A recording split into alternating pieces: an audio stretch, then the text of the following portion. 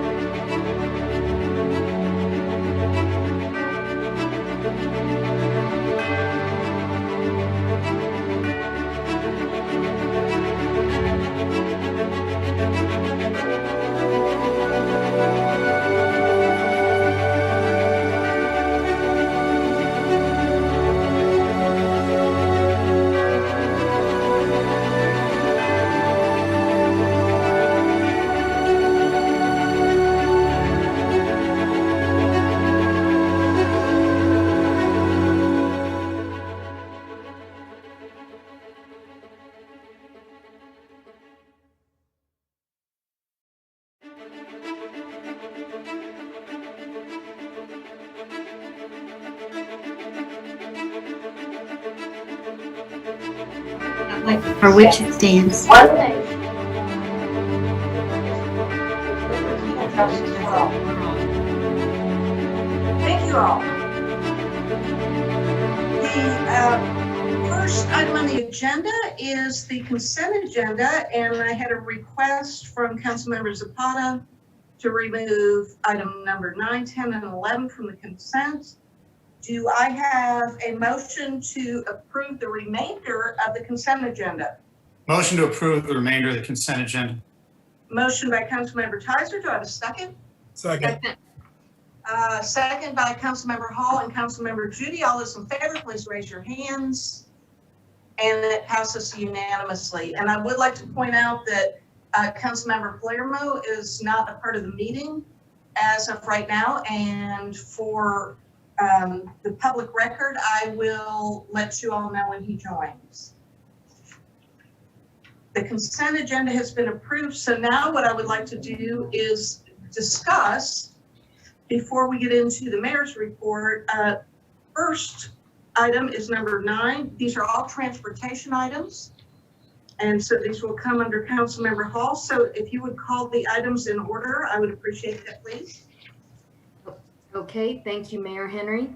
Item number 9, approval for the mayor and/or city administrator to sign a construction contract with XLR Construction LLC for a mini roundabout at the intersection of North Coleman Road and Lake Crest Drive in an amount not to exceed $370,700. And I am not sure if Director Ralph is on, but I do see Mr. Del Ross. So Mr. Del Ross, if you would present the item, please. Thank you, Councilmember Hall. Good evening, Mayor and Council. I'm Mayor Henry. I hope everyone can hear me. I'll be sharing my screen in a second so you can see the presentation.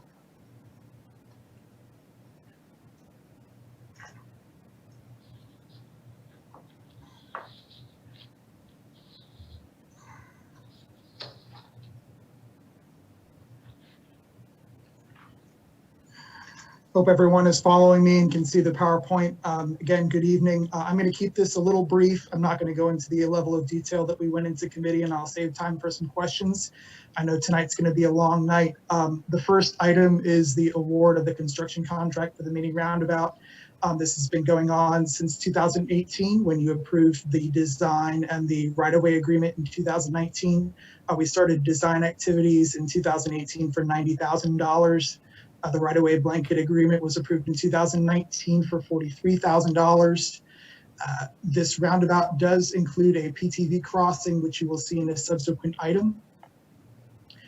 4 bids were received that were included in your packets. We are recommending signing a contract with the low bidder, XLR Construction, at $370,700. Next slide is a concept of the project that you saw at committee. I'm going to breeze through the rest of the slides pretty quickly and again save time for questions. There was a PIOH held in December 2018 to discuss the project with the residents. Meeting was publicly announced on the website through social media. We actually did something pretty unique for transportation and distributed meeting notification letters to all residences within 1,000 feet of the project. We received the following data based on supporting the project from the people that attended the meeting. Supporters identified these as the top ranked benefits of the project, most notably speed reduction and traffic calming and vehicular safety. Future next slides you will see are some dramatic graphs showing the speeding problem that we are having on North Coleman. The yellow line you see is northbound, the green line you see is southbound. The easiest way for me to interpret this graph for you is we have 1/3 of the drivers on North Coleman going in excess of 5 miles an hour over the speed limit. We actually have about 100 vehicles a day going higher than 55 on a 30-mile-an-hour road. That was data from 2017. Data was collected again in 2019 with similar results. We recommend rewarding the contract to the lowest responsible bidder, XLR Construction. The total amount of the contract is $370,700. In the next item, you'll notice that we have an IGA with Fulton County. During the design of the project, we coordinated with Fulton County on some inclusion of water infrastructure from their network into our project. So we're going to be signing an IGA with them to include their work. Ultimately, the city's expense for this project will end up being $239,358.50, and that will be coming from the Speed Management Fund. That concludes my presentation, and I'll open it up so we can do Q&A a little bit Council, easier. have any questions? Questions from council? Councilmember Zapata. Thank you, Mayor. So, yeah, great. Thank you for the presentation. And when we discussed this project in 2018, I was keep asking which other options do we have for speed reduction and traffic calming. And unfortunately, the Transportation Department didn't offer any other alternative. Second option that will be less expensive and will be less intrusive in the intersection. So, and I recall that I didn't support this. since I didn't see any other alternative from the transportation department, because I do believe that speed reduction and traffic calming have to be addressed. And back then I didn't buy that was the only and exclusive option that we had to accomplish speed reduction and traffic calming. Thank you, Councilmember Zapata. Additional council questions? Yes, Councilmember Hall. Thank you, Mayor Henry. This question is for Mr. Del Ross. Are there other opportunities for speed calming? Was there a reason there's no stop sign that could go in there? Could you speak to that a little bit, please? So I can answer that in a couple different ways. First off, Councilmember Hall, if you're familiar with the traffic calming policy itself, the traffic calming policy, for one, is initiated by residents with a cost share. The other important element for the traffic calming policy is that it is prohibited on collectors, which North Coleman is a collector. So this doesn't meet the intent of our traffic calming policy. It was actually initiated by staff, and it was supported again at the public meeting by the residents that came to the meeting. I do want to say one other thing. The idea of not doing this mini roundabout and just putting up stop signs at this intersection as a way to solve the speeding issue. Most of you are regular drivers around town, and I know you have seen instances, not necessarily in Roswell, not necessarily even in Metro Atlanta, when you've been driving your car going 30 miles an hour on a 2-lane road, and you come across a stop sign and a stop controlled intersection where just intuitively it doesn't feel like that intersection justifies a stop sign. It feels like that stop sign is out of place and it catches you by surprise. If we were to install stop control at this intersection, it would absolutely feel this way. When we were initially studying this intersection, before we recommended a mini roundabout, we as staff, the engineers, worked with traffic operations to look at the warrants and whether this intersection would be a good candidate for always stop control. There are 3 traditional measures that you would look at to determine whether a low speed, low volume intersection such as North Coleman at Lake Crest would be a good candidate for always stop control. One is traffic volumes. This intersection doesn't have enough traffic volumes to justify that warrant. Number 2 would be a crash history. This intersection doesn't have the crash history that would justify that warrant. And number 3 is a sight distance issue. If there were an obstruction or something on one of the corners of the intersection that would be a challenge for sight distance, that would be a justification for always stop control. This intersection doesn't have that. So we're not, as staff, we're not against installing stop signs where they're warranted. If you remember, there is an intersection on Hembry Road within the past 12 months that was brought to our attention. And based on the studies we did, that was a really good candidate for an always stop control that we worked with the neighbors, and that is up and operational. It's been that way for the past 12 months. Unfortunately, this intersection, given its location on North Coleman, it doesn't meet volumes, it doesn't have the crash history, would not be a good candidate for always stop control. All it would do is help enforce drivers that stop signs are put for traffic calming, which violates our standards, and it would enforce the behavior from drivers to not pay attention to traffic control devices, not pay attention to stop signs, and ultimately over time dismiss them. Mohammed's camera is on, and I think Mohammed would like to add a comment here. Good evening, Mayor and Council. Can everyone hear me? Yes. So just very quickly, I would just like to add to what Rob has already stated that, mini roundabouts, they are a great tool. They are comparatively a very low cost intersection improvements. All cities around us, they have several mini roundabouts in their cities. In our city, we do not have any so far. This is our 3rd attempt to put a mini at a place where it clearly belongs and would bring in a lot of benefits. So we just wanted to start with one, the first, and hopefully it'll be a successful project, and this would become an example for many future low-cost intersection improvement examples in the city. Just to give you an idea, the cost to the city of this mini roundabout is less than $500,000.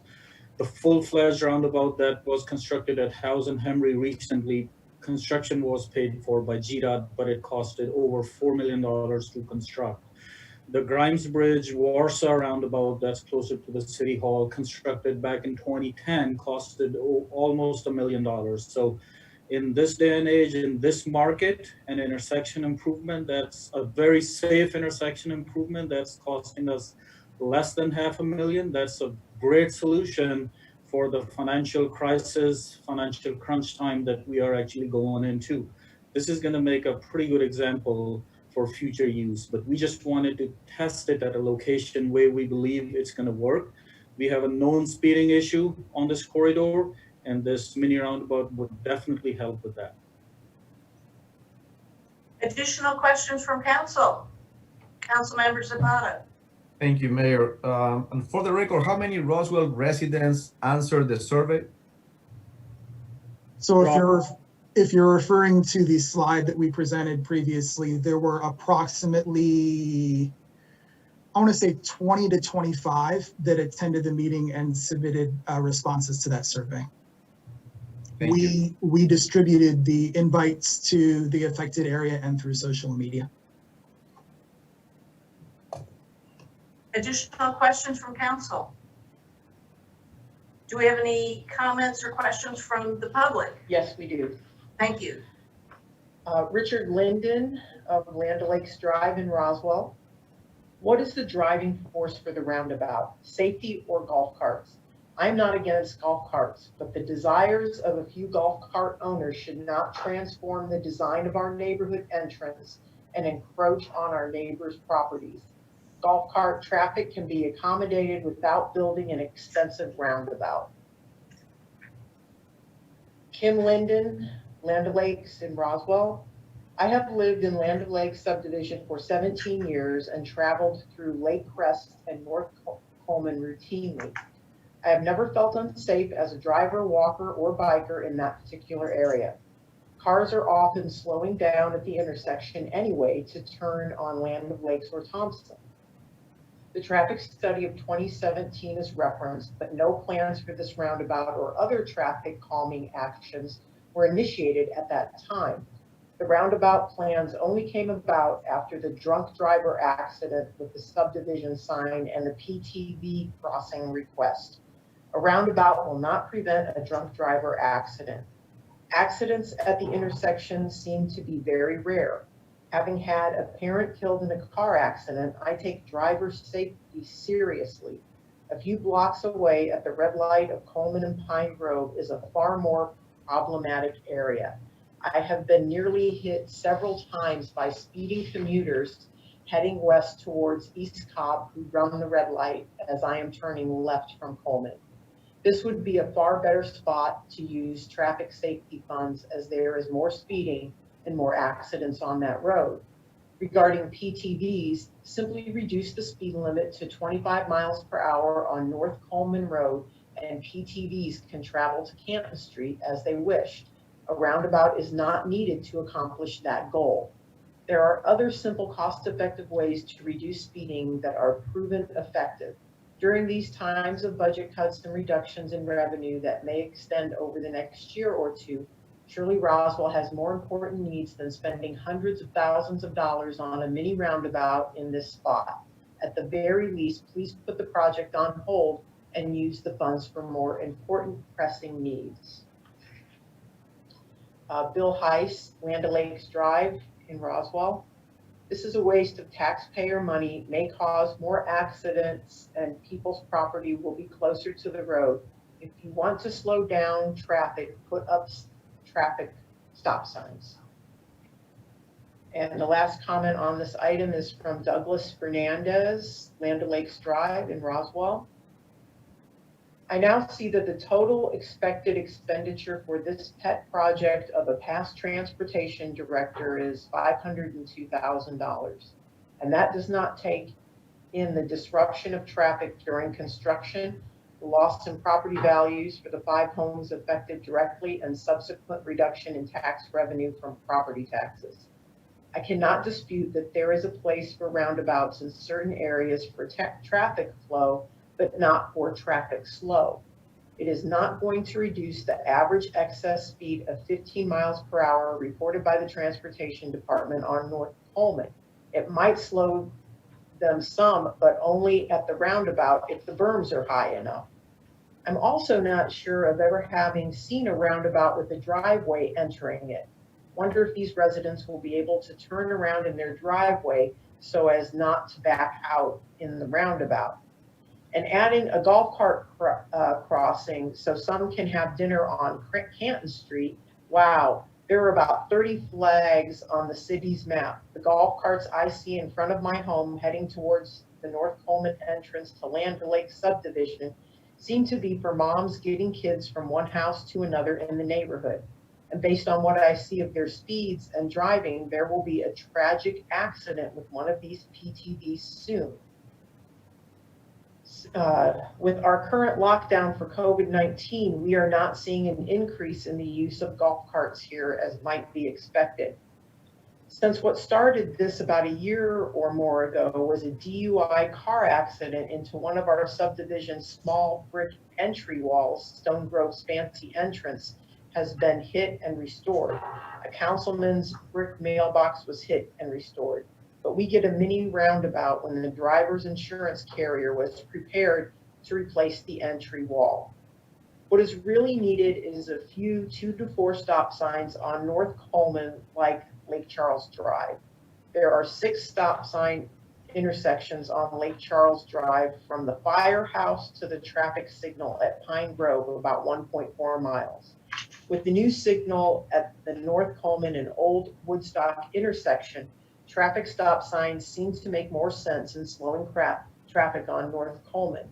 Speeding up North Coleman to get kids to school only to be stopped by a light leads to frustrated drivers and maybe more aggressive driving.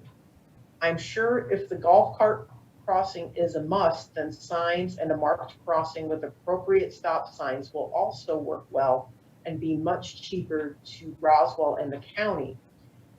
Having seen many of these crossings around the many golfing areas around Myrtle Beach, South Carolina, and Jacksonville, Florida.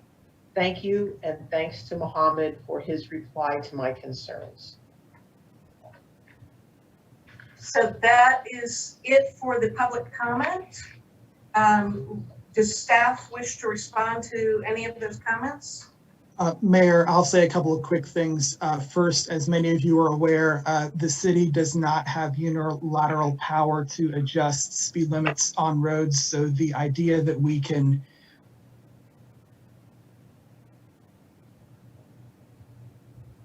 Can you guys hear me? Mm-hmm. Yes.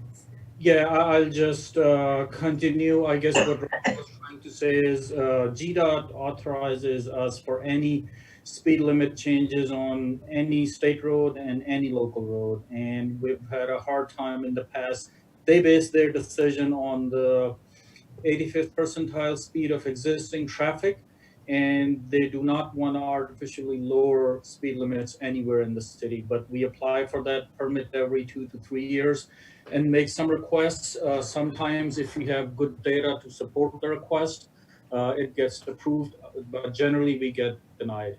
One more thing I would say is that we have a project that's under construction. That's the traffic signal install at Woodstock and North Coleman.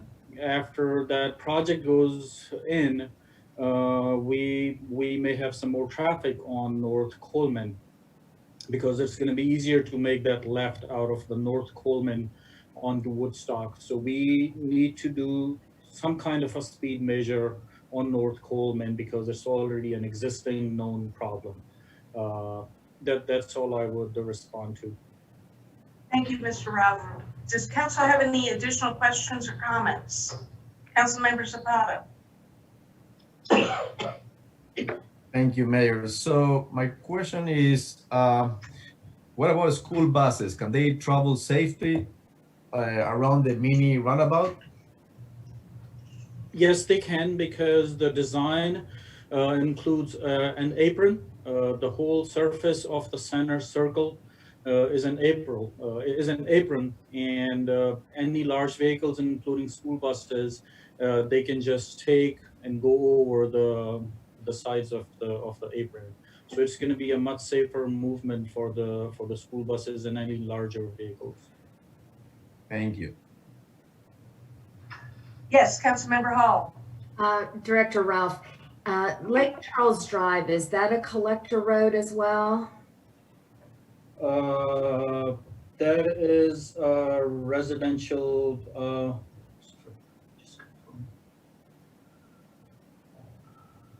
Lake Charles is a collector, yes. So similar classification as this one. Speed is a little bit higher, but similar classification. And they have the stop signs along Lake Charles. How was that facilitated? Yes, so those are the examples we use how not to do things. They were installed at least a couple of decades ago, and so those were not warranted. Most of the time when you go there, there is no traffic coming out of the side streets, and the main streets traffic just stops for a stop sign where there is generally no need. So those are the type of traffic control devices that generally it's known in the industry to trigger, disrespect for these traffic control devices. We do not do unwarranted traffic control devices in this era. So it would not be a staff recommendation to do it, but of course the city council has the authority to direct me to install an unwarranted stop sign, and we'll make it happen. But it would not be a staff recommendation. Additional comments from council? Yes, Councilmember Wilsey. Yes, thank you, Mayor Henry. Mohammed, I also just wanted to confirm that the neighbors whose property is affected have signed off, and you've been working with them. Is that correct? And also, I believe we received some other letters in addition to the survey supporting the roundabout from the neighborhood.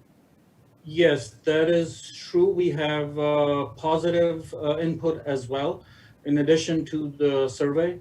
And to answer your first question, so the city council approved about $43,000 for the right-of-way needs. The project impacts 4 properties that touch it. We needed either permanent or construction easement from 4 properties around the roundabout, and we have closed with all 4.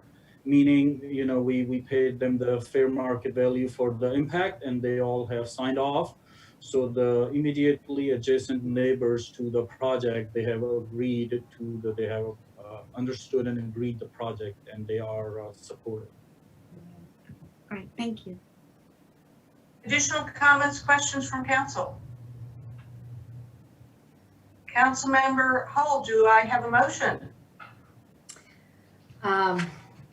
I make a motion to move forward with to sign the construction contract with Expenditure Construction LLC for a mini roundabout at the intersection of North Coleman and Lake Crest Drive. We've got a motion to move forward. Do I have a second? Second by Councilmember Judy. All those in favor, please raise your hands. And it is Councilmember Judy, Councilmember Tizer, Councilmember Wilson, Councilmember Hall. All those opposed, please raise your hand. And that would be Councilmember Zapata. I state for the record once again that Councilmember Palermo is not in attendance, so the motion carries. Next item, Councilmember Hall. Item number 10, approval for the mayor and/or city administrator to sign an intergovernmental agreement, IGA, between Fulton County and the city of Roswell for the mini roundabout at the intersection of North Coleman Road and Lake Crest Drive that includes acceptance of reimbursement of funds for the associated water line and approval of budget amendment. Budget amendment number is BA 350-427-00-05-26-20 in the amount of $131,341.50. Director Ralph or Mr. Del Ross, you're back. If you could explain this to us. Thank you, Councilmember Hall. I apologize to everyone, IT issues, but I think we're back up and running here at home. I will share my screen once again. This is a pretty quick item. Based on the item that you just approved, there is a water line infrastructure embedded in the project. So Fulton County has agreed to pay 100% of those costs. The total cost of their contribution to the contracts will be $131,341. This is a pretty standard agreement between the city and Fulton County. We did very similar efforts on a hardscrabble green loop and Sun Valley over the years. Sometimes there is work.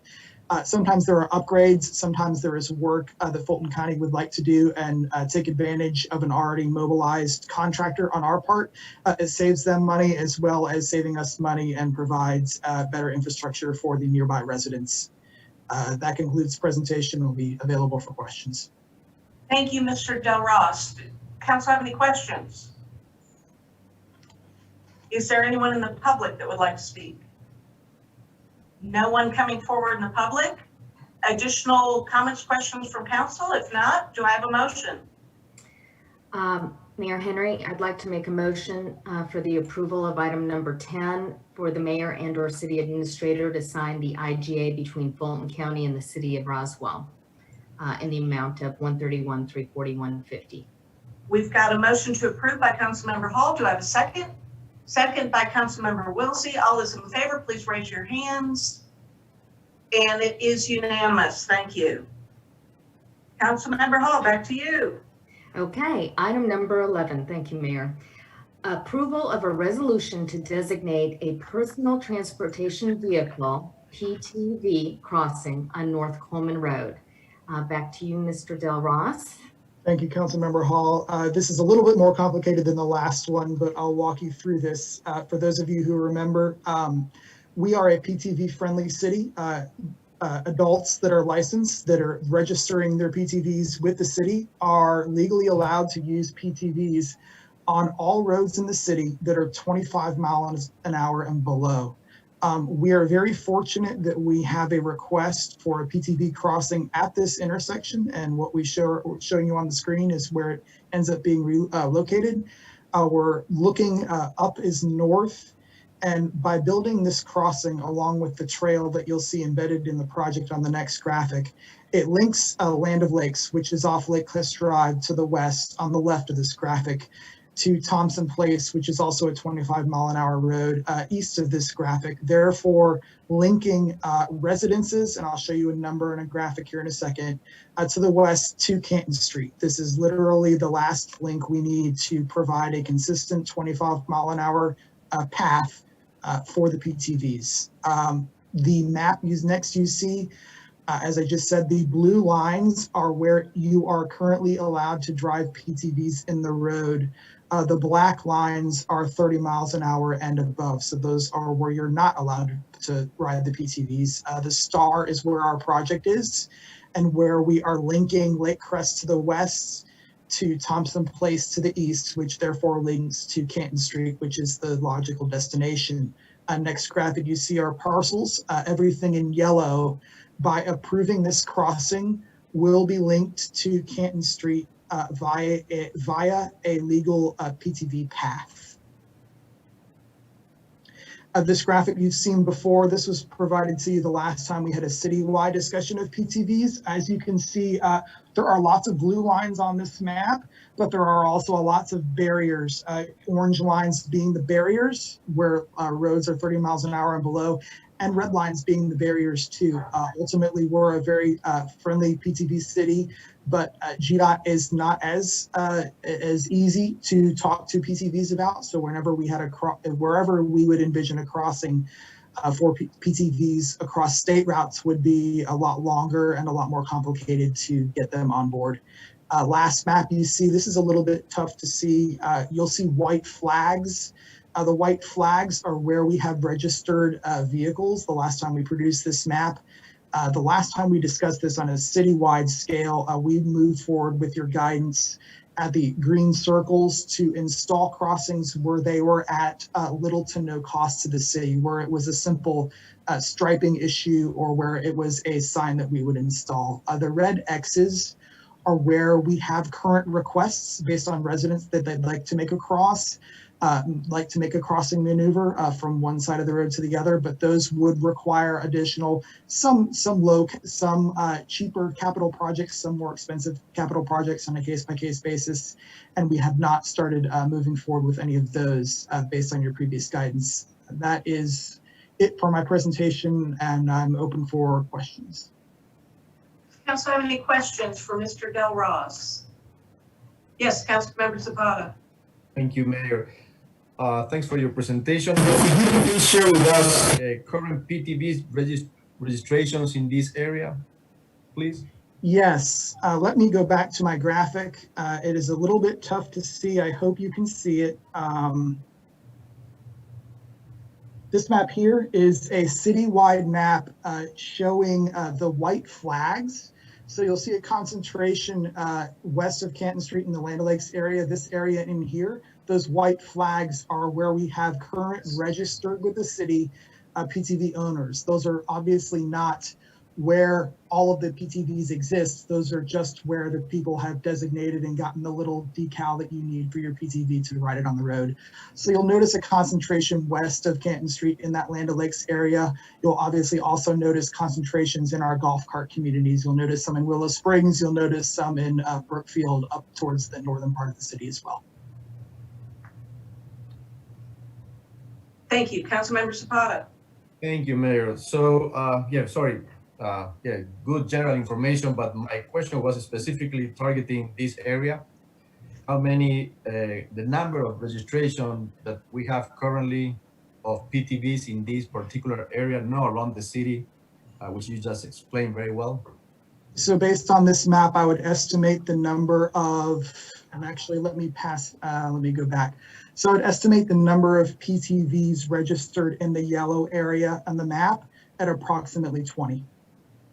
Great, thank you. Additional questions from council? I have a question that relates to our approvals of these vehicles. And the reason why I ask this is I live on the old Woodstock Road area between Highway 9 and 92. And I've noticed increasingly that people are driving their golf carts on Woodstock Road, which is not allowed, it's illegal.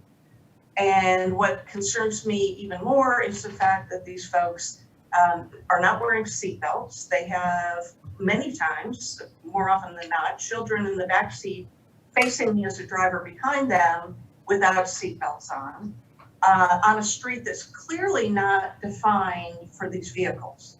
And what my concern is as a driver is if one of those children were to fall off the back of that golf cart, that I would hate to have any kind of situation where I hit a human being with my car, and it's very concerning to me. So my question is, what are we doing to regulate the golf carts? Because it's one thing to be in a golf community and golf carts because people are expecting them, they're golfers in the golf carts.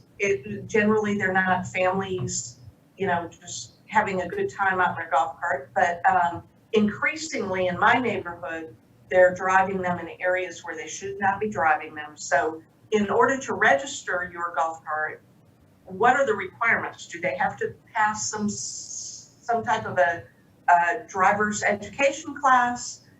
Do they have to pass a class that tells them what roads they can drive their golf cart on and what roads they can't? I just don't want to see people put in harm's way out of ignorance. So Mayor, you bring up a lot of really good points. First off, I think it's a great idea for us working with PD, given that it's been a while since we've talked about PTVs. They come up occasionally with embedded in our projects. I do think it's a really good idea to work with community relations and work with PD and put out some information through social media about what you can and what you can't do in golf carts and create some more awareness. We had a lot of that information broadcasted early on a couple of years ago when we adopted the state law as our city ordinance, but it's probably not fresh on people's minds, and we can absolutely provide some of that information. The actual process to register your vehicle is pretty easy. We don't register drivers, we register vehicles. It is a very nominal fee. Mohammed could correct me if I'm wrong, but I believe the fee is $25. It is a decal you put on your PTV. There is state law that governs the PTV as far as the lights on it, as far as the horsepower of the motor, as far as how fast it can, maximum speed it can travel. There is state law about you must be have a Georgia driver's license. There is very little that the city has done above and beyond matching what the state law governs as far as these vehicles. Mayor, I would just add that the police department issues the registrations, and early on when the ordinance was passed by the city council, we talked about giving anybody who comes in for a PTV registration a map of the city, showing them where all the 25 miles an hour roads are, so they are aware where they are authorized to drive. I'll talk to PD one more time, talking about enforcement and making sure whoever comes in, they get that map, and we'll put it out on the social media as well, just to refresh everybody's memory. Thank you, Mr. Ruff. And are these annual registrations? I'll have to look into that, Mayor. It's been a while since I was involved. Like I said, PD is the one who's handling, but we'll refresh all these questions. And if you have a suggestion or a question you want from them, we can coordinate that. If the city council wants to make it an annual process, we could look into that. Thank you. And this issue that I just brought up doesn't reflect my support or not supporting this project. All I'm saying is this was a good opportunity to talk about the regulations, because as we see more of the golf carts out on the streets, I'm just concerned about it. So thank you very much. Additional comments from council, questions? Any comments from the public? No comments from the public. Do I have a motion? Yes, Mayor Henry, I make a motion on item 11 to approve for the approval of the resolution to designate a personal transportation vehicle PTV crossing on North Coleman Road. Thank you, Councilmember Hall. We've got a motion. Do I have a second? Second by Councilmember Wilsey. All those in favor, please raise your hands. And it is Councilmember Hall, Judy, Tyser, and Wilsey. All those opposed? Councilmember Zapata. The motion carries. The next item on the agenda is under the mayor's report, and this would be the approval of the FY 2021 budget for the city of Roswell, Georgia, in the amount of $144,162,305. This is the first reading. Mr. Davidson. Thank you. This is an ordinance adopting a budget for fiscal year 2021 for each fund of the city of Roswell, Georgia, pursuant to Article 6, Chapter 6 of the Charter of the City, beginning July 1st, 2020, and ending June 30th, 2021, appropriating the amount shown in each budget as expenditures, adopting the item of anticipated funding sources, prohibiting expenditures to exceed appropriations, and prohibiting expenditures from exceeding actual funding sources, and amending the Code of Ordinances to effectuate such adoption. Now, therefore, the mayor and council of the city of Roswell, pursuant to their authority, do hereby adopt the following ordinance. The city of Roswell, Georgia hereby adopts an expenditure budget for fiscal year 2021, said budget being described below and shown on Schedule A for each fund of the city of Roswell, Georgia. General fund, $77,453,504. Confiscated assets fund, $424,528. B911 fund, $2,759,209. Cdbg grant funds, $26,000. Impact fee fund, $1,663,000. Hotel motel fund, $974,950. Auto rental excise tax fund, $300,000. Lita Thompson fund, $78,540. Special events fund, $158,500. Cheese Plus fund, $12,375,129. Capital Project Fund, $6,046,885. Bond Fund for debt service, $1,650,000. Water and Sewer Fund, $3,591,480. Stormwater Utility Fund, $2,853,977. Solid Waste Fund, $14,277,681.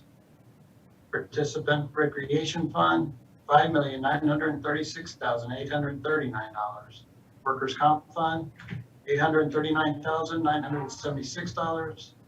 Group Benefits Fund, $9,386,996. Risk and Liability Fund, $1,577,641. Fleet Services Fund, $1,787,420. And Scholarship Fund, $50. For a total use of funds, $144,162,305. Any increase or decrease in appropriations or revenue of any fund or for any department, the establishment of new capital projects or the establishment of a new grant project other than those exceptions provided herein shall require approval of the mayor and city council. The millage rate of 4.955 mils is estimated as part of the proposed budget. The millage rate has a component of 4.705 mils for general fund, operating and capital improvement budget, and a component of 0.25 mils for servicing bonded indebtedness. This millage rate shall be adopted by the mayor and council at a later date, but prior to issuance of tax bills for the tax year 2020. This budget fixes the number of budgeted full-time positions of the city at 625. Mayor and council adopt a capital improvement plan for fiscal years 2021 through 2026. Attached here to incorporate herein is Schedule B.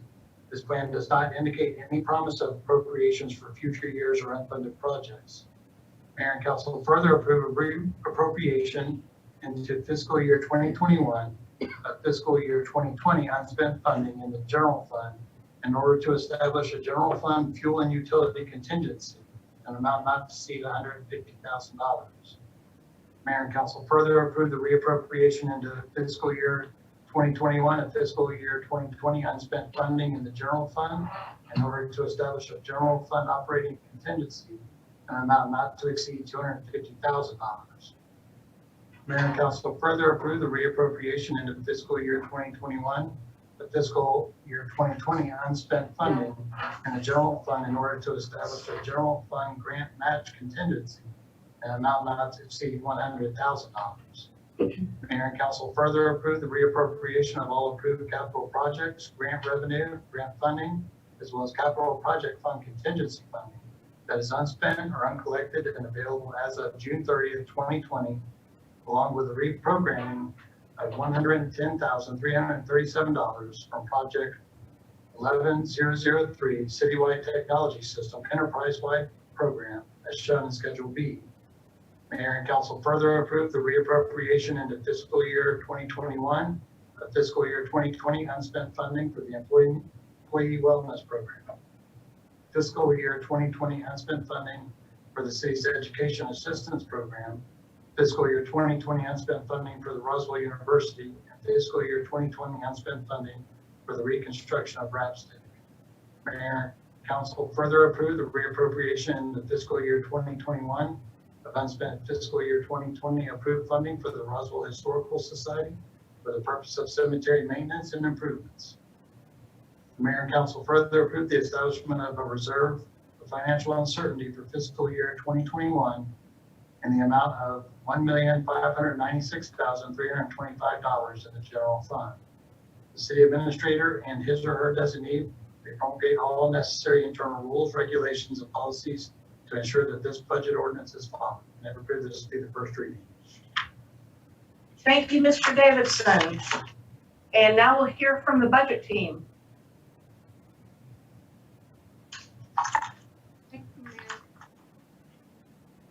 Thank you. I'll start to share my screen. We're having a little trouble hearing you. Okay. Can you hear me now? It's iffy. Okay. If you give me a second. It didn't really help. Sorry. It's a little low, Mayor. Yeah, it's low. I don't know what's going on. Help is on the way.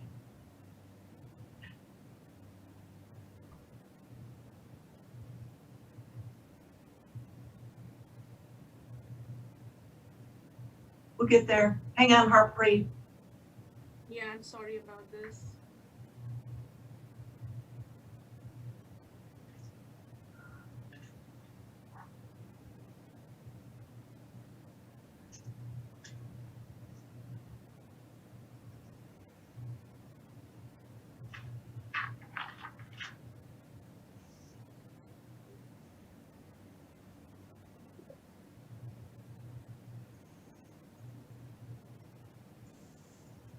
If everyone would just bear with us for a minute.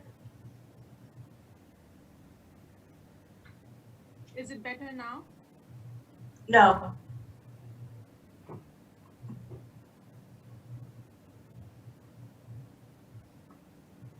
You know, just want to start to talk really loud. I don't know. Should we have it entered? Right. She's so tiny.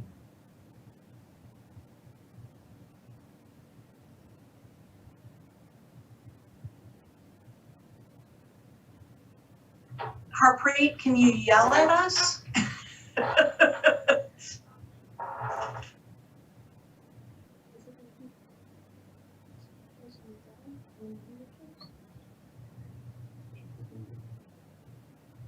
It's all the way to the top. What about that one? Hit the Speaker, speaker here. this one, the speaker as well. Well, which mic is it using? That's what we can look at.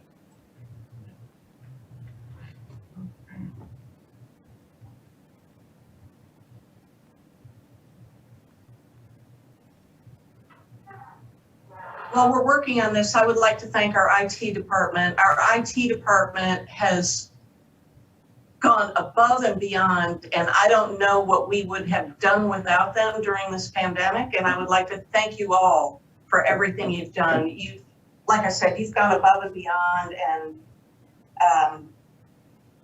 you've done a great job. So we can't say thank you enough. Can you hear us now?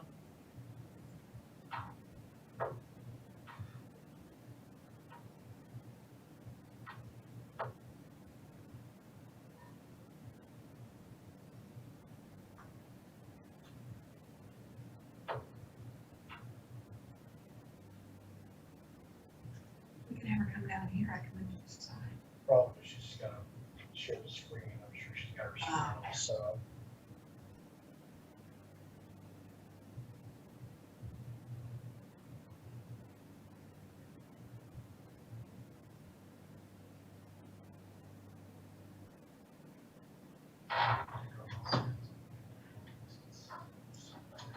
Why don't we just take a 10-minute recess and we'll reconvene as soon as we get this taken care of, and I'm sure it'll be in less than 10 minutes. So. Thank you.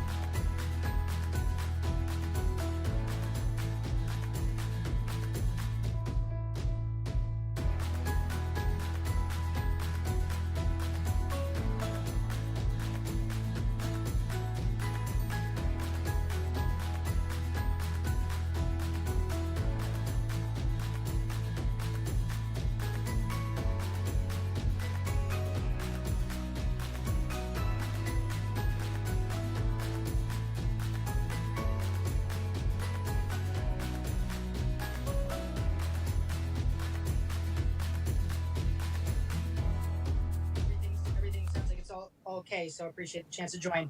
Well, that's good. Not that you had a family emergency, but everything's okay. Lily, thank you.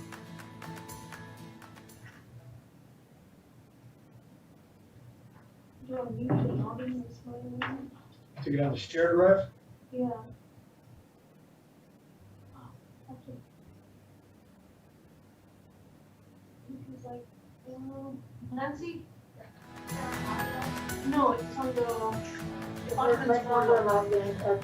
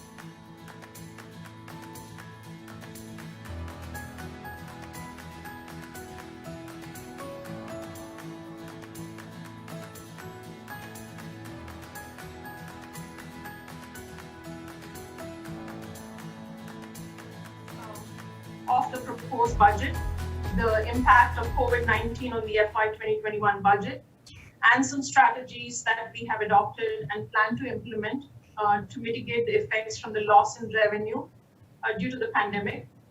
We will also recap the highlights of the operating budget for the general fund, and then there are a few slides on the highlights of the budget ordinance, and we will review the add and delete proposals that were submitted by the council members, and finally look at the next steps in the budget process. Harpreet, you still need to share your screen.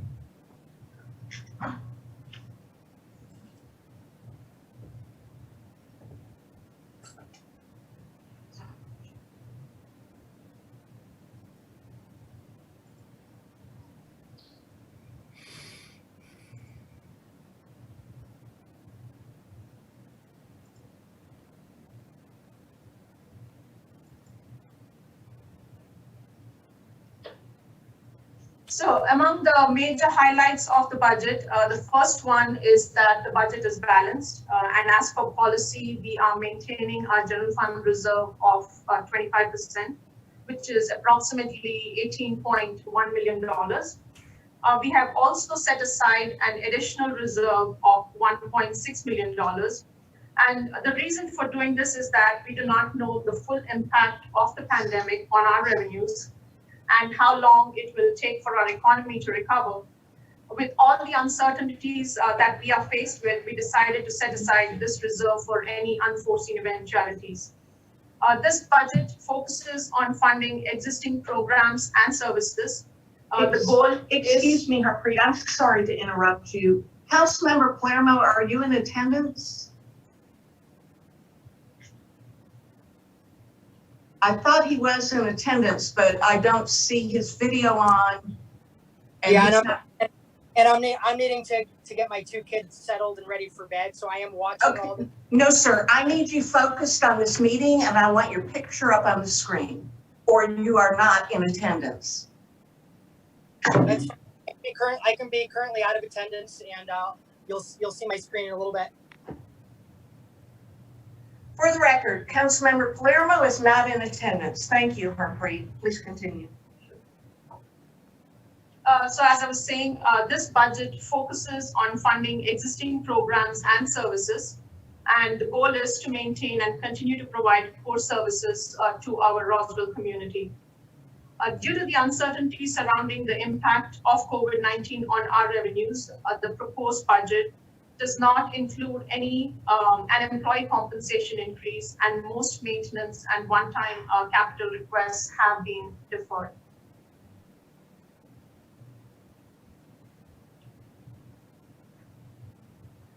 So this slide here highlights the impact of the coronavirus on the US economy as a whole. And this report was put together by the New York Times. And the first quarter GDP, as you can see, dropped by 4.8%. And this is the worst quarterly decline since 2008 when we had the Great Recession. And the GDP for the second quarter of 2020 is expected to decline by more than 30% because of the shelter-in-place orders across the country. And this will be the largest decline since the Great Depression, according to this particular report. And experts predict that it will take anywhere from 1 to 2 years for the economy to come back to the pre-COVID levels. This slide is also from the same New York Times report, and it shows the impact of the pandemic on auto sales, services, business investment, and the food industry, which have all declined significantly in the last quarter. Here, this is another report from another company called Factious, and it basically shows the behavior of consumer spending and how it has been changing on a weekly basis as compared to the previous year for the same weeks. And as you can see, the numbers have dropped significantly in several industries and have increased in some.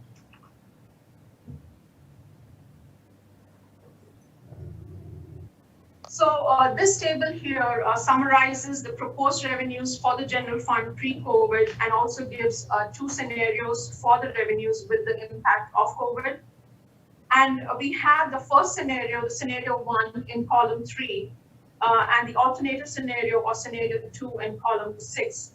And with the first scenario, we will likely see a decline of about $9.5 million in our general fund revenues in fiscal year 2021. And in the case of the second scenario, we forecast a decline of almost $50 million in the general fund revenues. And just to let you know, for the purposes of the fiscal year 2021 budget, we have used the revenue projections in the first scenario. I had mentioned at the beginning of my presentation that we have adopted and recommended some strategies to maintain our core services in light of the pandemic. And some of the actions that we have taken in the current fiscal year to deal with the gap in revenues that is anticipated are listed on this slide in the red boxes. We have already implemented a hiring freeze across all departments. However, this freeze will not apply to any critical positions. We have also reduced our part-time employee expense by 78% over the last few weeks. And a halt has been put on discretionary spending for all departments. The strategies that we are recommending for fiscal year 2021 to deal with the decline in revenues are in the brown boxes. And as I had mentioned on an earlier slide, there will be no salary increases for staff in the new fiscal year. No new position or program requests are being funded at this time, and most of the capital projects have been deferred. And budget staff will be monitoring the revenues every month and will provide quarterly updates to Mayor and Council. The next couple of slides we are showing, we will have the highlights of the operating budget in the general fund. And this slide here gives you a comparison of the general fund revenues between 2020 and the proposed revenues for fiscal year 2021. And you will see that there is a decline in revenues from the 80.3 that was approved in 2020 to the 77.5 million that is being proposed for 2021. And most of that decline, you will notice, is in the sales tax. And then the general fund operating expenditures for fiscal year 2021 total $77.5 million, with police, recreation and parks, administration, fire and transportation making up a major portion of that. Now we will move on to the budget ordinance highlights for fiscal year 2021. So we are proposing a reappropriation from fiscal year 2020 of any unspent funding in the general fund to establish a general fund fuel and utility contingency. We are also proposing reappropriation from fiscal year 2020 of any unspent funding in the general fund to establish a general fund operating contingency. And then we are proposing reappropriation from fiscal year 2020 of any unspent funding in the general fund to establish a general fund grant match contingency. We are also proposing a reappropriation from fiscal year 2020 of any unspent capital project funding, any unspent grant funding, any unspent capital projects fund contingencies. And we are also proposing reprogramming of $110,337 from the Citywide technology system project. And we are also proposing reappropriation from fiscal year 2020 of any unspent funding for the employee wellness program, unspent funding for the education assistance program, any unspent funding in the Roswell University, and any unspent funding for the reconstruction of Rapstick. And we are also proposing reappropriation of any unspent funding for Roswell Historical Society for the cemetery maintenance and improvements. And then finally, we are proposing the establishment of a reserve for financial uncertainty for fiscal year 2021 in the amount of $1,596,325 in the general fund. We will now move on to the add delete proposals. So these are proposals that we have received from the council members. But first, we will start, this particular slide gives you a summary of what the general fund looks like currently. So at the very top, you have the estimated beginning fund balance for fiscal year 2021, and this is the amount that is above the reserve and policy that we have to maintain. So this is a little over $3.8 million. Our proposed revenues for fiscal year 2021 are at $75.3 million. And the proposed operating expenditures that were presented at the proposed budget on May 11 are at $75.7 million. So that is an excess in expenditures over revenues of $458,328. And we are proposing to use the fund balance for that amount. And then the one-time capital request, which was presented on May 11th, was $1.6 million. So that is the general fund proposed budget for fiscal year 2021 of $77.4 million. And the fund balance allocated for the increase in reserve as per the proposed budget that was presented on May 11th was $101,438. And then, of course, you see the amount for the reserve for financial uncertainty, which is close to $1.6 million. And this next slide gives you a summary of the adds and deletes, or the total of the adds and deletes that have been proposed by council members and which were received by the budget staff this morning and this afternoon, as of this afternoon. So the proposed operating additions total $382,000, and the operating deletions total $419,000. And we have a proposal for maintenance capital additions in the amount of $250,000, but no deletions in the maintenance capital. And then in the one-time capital, we have proposed additions in the amount of $80,000. and proposed deletions in the amount of $293,000. And we'll go over what these adds and deletes are in the next few slides. So based on that, the net operating budget change would be a total of $213,000, and the net one-time capital change is a reduction of $213,000, which is in effect a zero. And then the change in reserve fund, because of the change in the operating capital, is a reduction of $9,250, and that is the available amount that is available for allocation towards any operating requests that mayor and council may have.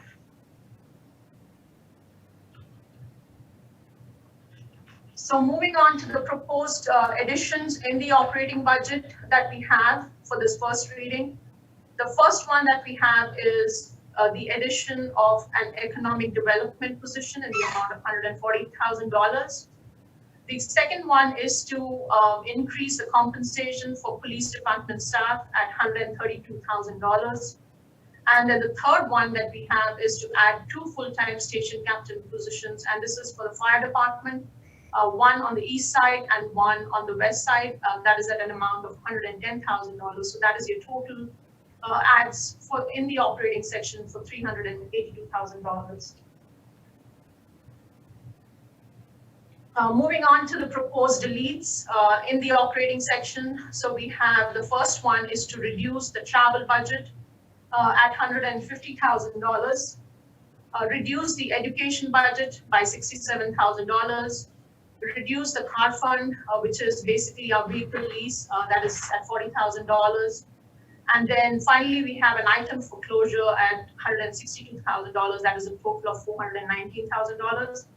And if council decides to go forward with these add and delete proposals, staff will be needing some clarifications on some of these items.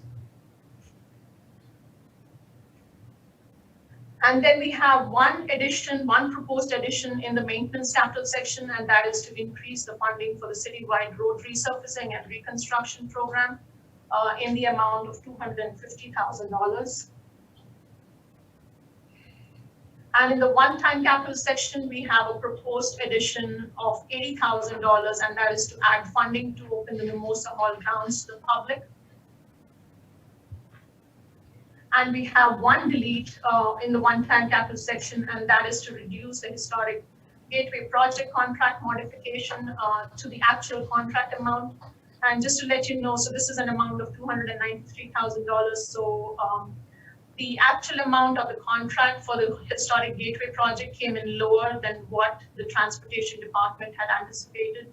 And so this is the amount by which that contract is going to reduce the $293,000. And so these were the adds and deletes that we received from mayor and council. And as part of the next steps of the budget process, so we have a budget work session tomorrow morning. And this will be followed immediately after the Community Development and Transportation Committee meeting. And this budget work session is basically to discuss the prioritization of any current capital projects. And then on June 8th, we will have the second budget reading and the council meeting at 7 p.m. That's all. Thank you. Does council have any questions?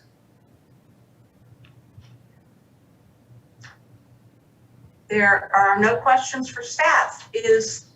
Are there any questions from the public? Yes, please. David Johnson of Roxburgh Drive in Roswell wrote in and says, it's been very disappointing to see the city slash the budget for road resurfacing this year. This means that my neighborhood will have to wait another year or more to have our streets repaved. We had 1/3 of our main repaired 3 years ago, but the other 2/3 is still in embarrassing condition. Our neighboring cities are not only repaving their streets every 4 to 5 years, but Alpharetta's mayor stated that this maintenance is crucial for keeping up their quality of life. As you are finalizing the budget, I ask that you, at the very least, restore the funds for resurfacing to last year's level. Thank you. Thank you. That was the only comment from the public. Additional comments or questions from council? Seeing no hands up, I would like to ask Councilmember Tyser, if you are prepared to make a motion. I am, Mayor. This budget is a delicate balance. It's fragile, and we're still unaware of the effect that COVID will have, as we've only seen a full month of sales tax receipts. And it's with that, and in anticipation of our quarterly reviews that we'll be having, that I cannot support any changes to this budget at this time. And therefore, I move to approve the budget without any changes at this time for the first reading. So Councilmember Tyser, you're moving to approve with no adds or deletes, is that correct? At this time, that is correct. Do I have a second? Second by Councilmember Judy. All those in favor, please raise your hands. It is Councilmember Wilsey, Judy, and Tyser. All those opposed? Councilmember Hall and Councilmember Zapata. The motion carries. The next item on the agenda is Admin Finance Department. Back to you, Councilmember Tyser. I'm not on mute. Thank you, Mayor. The next item number 2, is the approval of a resolution to approve the 2020 Community Development Block Grant CDBG allocations and the approval of budget amendment BA 225-701-05-26-20 in the amount of $503,686. Mr. Fisher. Thank you, Councilmember Tyser. This is for the 2020 CDBG allocation. For this program year of 2020, our grants division staff estimated that we would be receiving about $503,000. The city did initiate an application process for the nonprofits and for city departments to request any grant funding that would qualify. And it's the same procedure that we've used over the last previous years. The city received 11 applications. They requested a total of over $650,000. Those applications were reviewed by the staff for eligibility, and they were scored by the review committee. There was a total of 8 proposals that have been recommended for funding. Charles Alford is on the meeting from our grants division. He manages our CDB funds, and he's going to give you the detail regarding the 2020 allocation recommendations. Good evening, guys. Let me share my screen here. Oh, that's new. Let's see.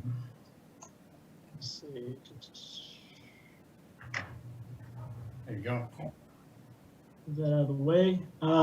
So as Michael mentioned, we received 11 applications.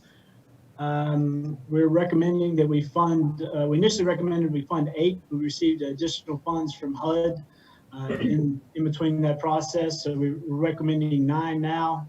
That includes administration and planning expenses. Those projects are on the screen right now. I think you can see them. If you can't, let me know.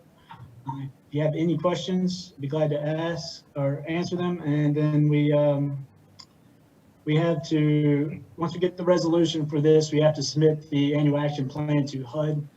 There has been a public comment period open for this, and it does conclude tonight. So that was one thing I failed to mention at the last meeting. I know there was a recommendation for us to introduce a new project, but as I put in my comments on the in the minute track item, one, I felt that after thinking about it a little more, I thought that might undermine our application process, which all these people you see on the board here went through that application process. So if we were to introduce something new at this point, I felt like it might undermine that process just a little bit. In addition, any new project that wasn't already considered in our annual action plan, which again is up for public review, would essentially qualify as a substantial amendment, would trigger us to have another public comment period for 30 days. So that's something to keep in mind.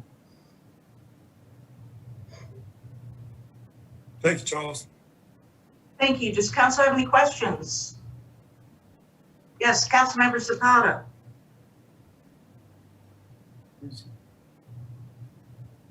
Thank you, Mayor. I have a couple, especially this year, that we have a very negative economic impact in our budget.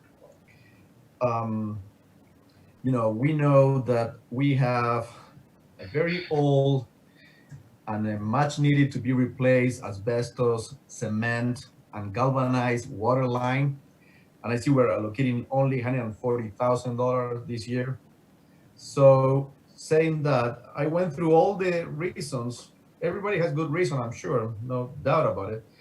But if you go to particularly two that talk about parking lot, repaving, construction, regrading parking lots, in the middle of the current situation that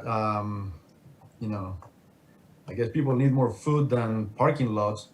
And also, like I said, we have a very old and in much need water line system to replace based on asbestos, cement, and galvanized. So I think that I would like to understand better what is the needs of the parking lot. Sounds in this time kind of like not the best priority or the much needed priority in the city of Roswell. So if you could please explain more about the needs of two parking lots, repaving, construction, and regrading, I would appreciate it.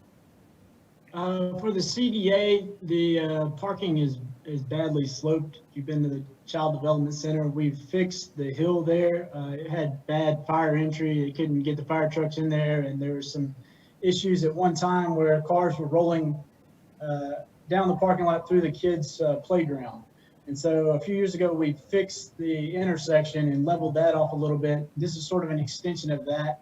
It's going to regrade the parking lot. It's going to increase their spaces a little bit for staff and for the parents that they serve. And it's just going to make it safer. It's an extension of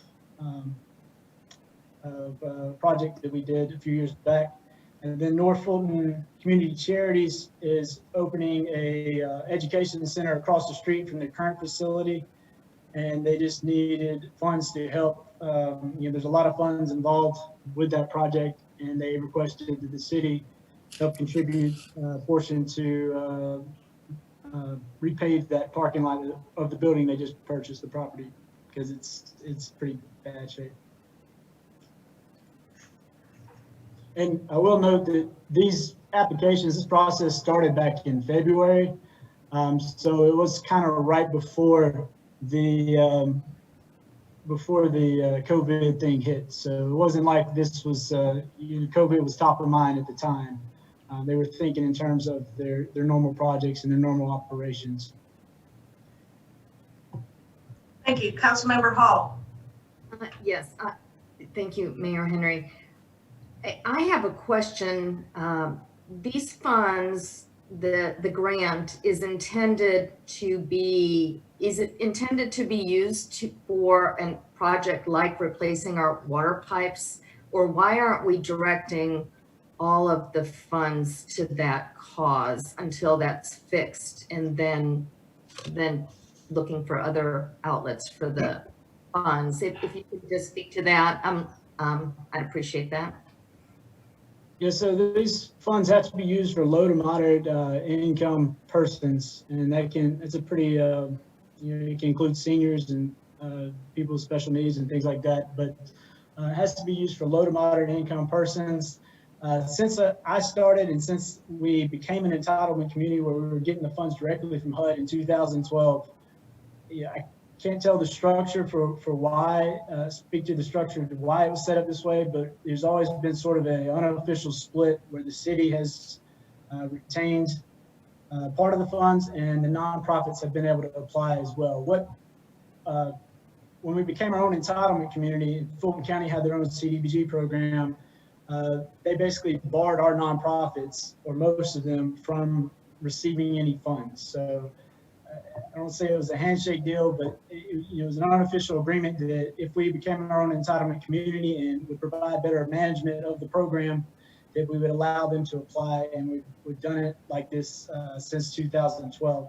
As far as putting them all towards water lines, we could do that, but there's a 5-year consolidated plan that we have to do. We just did one in 2018 that has to spell out what our objectives are going to be. That also includes a lot of meetings with concerned residents, low to moderate income residents, and businesses like our nonprofits. And so they help kind of establish what the priorities were. We did meet with departments as well, but as far as water lines didn't come out as a top priority when we included all of those other people. Thank you, Councilmember Wilsey. Yes, and thank you, Charles. I appreciate this. I guess my question is, what is the practice of other cities as far as distributing the CDBG funds across organizations? And then I wonder if it is the intention of HUD that the cities would be able to stretch the resources across the community so that they were able to basically help more organizations and to reach a little deeper into the community for different projects and purposes where there was a need. Yeah, HUD doesn't really it doesn't set the parameters whether as far as whether to use it as a city yourself or if you give it to sub-recipients. We're in a fairly unique situation where we were big enough and we qualified for funding directly from HUD. Not all cities do that. And then also we don't oversee our own services such as housing. We don't operate the housing authority. We don't offer any kind of senior transportation and things like that. And those are kind of what, if you read the objectives of HUD, that's what the program's supposed to focus on. Since we don't have those things in-house, it's we just kind of have done it through a sub-recipient process. There are a few other entities that do that. Cobb County has distributes it through an application process, as well as Fulton County used to. They no longer have CDBG funds. Thank you, and I guess that's my understanding that we have a plan for the for water line replacement that we're working on incrementally, and we do have this process established for the organizations to apply that we've gone through for this year. So I would support the way that the allocations have been distributed and presented for public input. Thank you, Councilmember Wilsey. Councilmember Zapata. Thank you, Mayor. So I don't know, maybe my next question would be more toward the Public Works Department, because I would like to know how many miles of galvanized and asbestos cement water lines qualify for the Community Development Block Grant. Water safety is first. We have a plan to replace them, but it's 20, 25 years to replace. Unfortunately, have to be paid only exclusively with the funds that is generated by the water homes and businesses who use city water. Not everybody use city water. I would say probably most of the city use Fulton County water. So there's not many options to finance this big project and much needed to much safer water lines. Like I said, we have asbestos cement and galvanized in the city today that is going to take around 20, 25 years at the current rate of financing this project. So, missing opportunities like this one to finance the water lines, I think that we really need to look carefully and prioritize water lines. Water is critical for any human being. So I think that it's important to know how many miles will qualify for this CDBG based on low and moderate income areas, senior citizens, and special needs citizens. I'll be happy to try to address that. Can you hear me? Yes. Okay. So I'm Dan Skalski, the Environmental Public Works Director. And in terms of the mileage, I do not have that figure off the top of my head, but I can tell you that we have addressed and replaced approximately 60% of our existing galvanized steel water lines that we began working on about 4 years ago. And the second comment that I would just make is, of course, we're always able to find other projects to devote available funds for, and we appreciate the opportunity to use Cdbg funds when they're available. We are working on both the galvanized steel and more so recently beginning to get into the asbestos cement pipes. The one comment I would make is there is no real drinking water concern with the asbestos cement piping.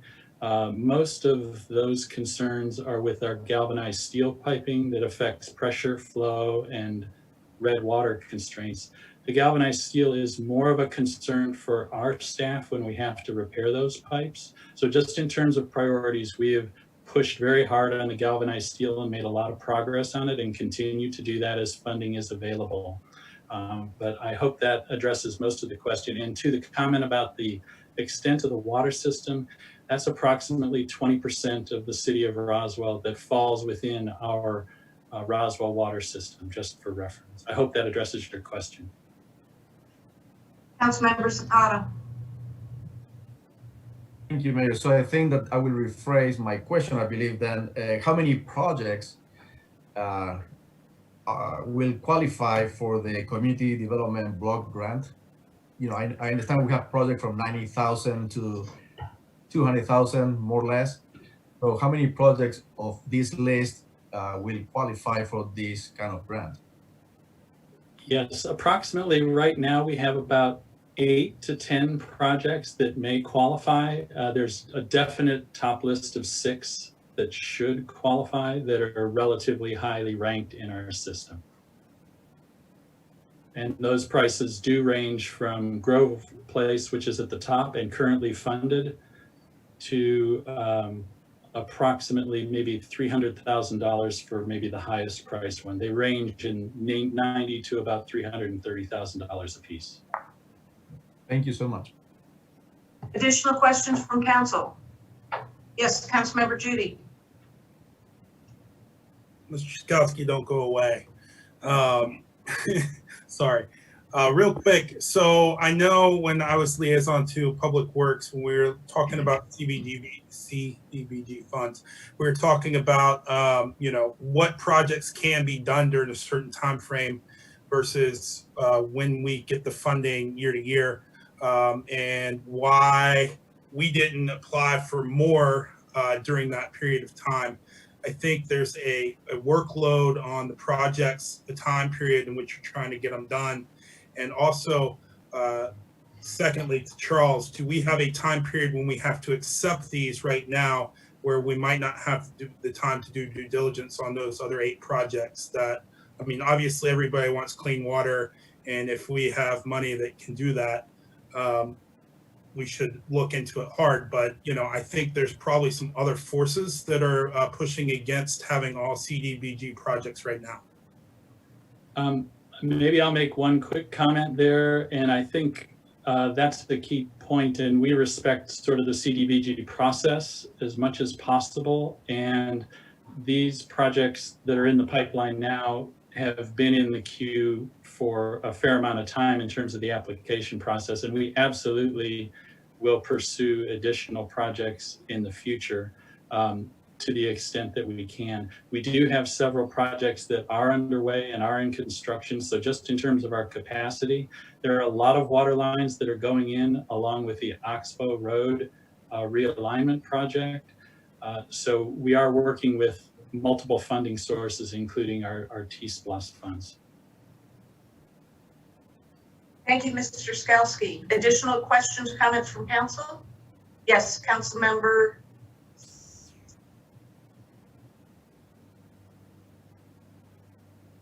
I'm sorry, Palermo, I thought I said. No problem. So with that, Mr. Skowski, what I'm hearing from you is, although we certainly want and need to replace the asbestos pipes as well as the galvanized steel, the galvanized steel is the one that makes the red water and creates that greater health risk. Am I understanding that correctly? Yes, that's fair. And it's not so much the red water that's the health risk, it's the reduced pressure and fire flows in small diameter 2-inch galvanized pipes that we have the most concerns about. And it just affects water availability in multiple areas, particularly in our historic district. Yeah, thank you. And with that, you know, all of these different causes, all these different, you know, potential funding recipients are very worthy. They provide a great service. There's no question. At the end of the day, what I think is most important, where I have to put that highest priority, and frankly, seeing a request of only $140,000 going towards really improving the health and safety of our low to moderate income residents that live within Roswell water is just something that I have concern with. So I realize we don't have the ability to throw unlimited money towards it, but what I know from previous years is this is definitely too little, because I feel all Roswell residents should have the right to really have that healthy, safe water. And so for that reason, I certainly cannot support.